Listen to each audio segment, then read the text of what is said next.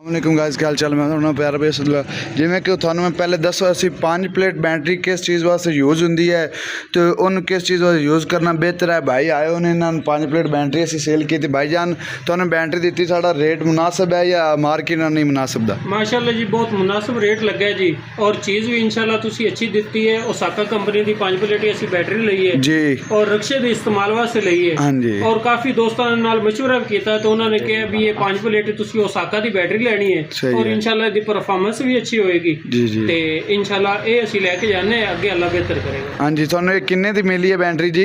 ये सर सानू बड़े प्यार तो मुहब्बत नाल सर जेड़ा भाई होरां ने 6000 रुपया रेट दसा है, लेकिन 5000 रुपये 5500 रुपये च सानू इन्होंने दी है। तजाब भी पलों पा के देते पे ने और बड़ी प्यार मुहब्बत इन्होंने साडे नाल कीती है। ਇਹ ਭਾਈਜਾਨ ਤੁਸੀਂ ਬੈਟਰੀ ਕਿੱਥੋਂ ਪਰਚੇਜ਼ ਕੀਤੀ ਹੈ? ਇਹ ਸਰ ਅਸੀਂ ਅਸਦੁੱਲਾ ਜੋਈਆ ਬੈਟਰੀ ਸਰਵਿਸ ਤੋਂ ਅਸੀਂ ਲਈ ਹੈ, ਜਿਹੜਾ ਬੋੜ ਵਾਲੀ ਗਲੀ ਦੇ ਬਿਲਕੁਲ ਨਾਲ ਜਾ ਕੇ ਪੈਂਦਾ। ਤੇ ਤੁਸੀਂ ਲੋਕਾਂ ਨੂੰ ਕੀ ਮਸ਼ਵਰਾ ਦਿਓਗੇ ਬੈਟਰੀ ਅਗਰ ਕੋਈ ਹਾਂਜੀ ਅਸੀਂ ਇਹੀ ਮਸ਼ਵਰਾ ਦੇਵਾਂਗੇ ਭਾਈਆਂ ਦੋਸਤਾਂ ਨੂੰ ਕਿ ਜਿਹਨੇ ਬੈਟਰੀ ਲੈਣੀ ਹੋਵੇ ਅਸਦੁੱਲਾ ਜੋਈਆ ਬੈਟਰੀ ਸਰਵਿਸ ਇਹ ਤੋਂ ਹੀ ਆ ਕੇ ਲੈਣੀ ਚਾਹੀਦੀ ਹੈ। ਇਨਸ਼ਾਅੱਲਾ ਇਹਨਾਂ ਦਾ ਮਿਆਰ ਵੀ ਅੱਛਾ ਹੋਏਗਾ और नाल इन्होंने गारंटी भी दी और बहुत प्यार मुहब्बत भी करने वाले भाई ने।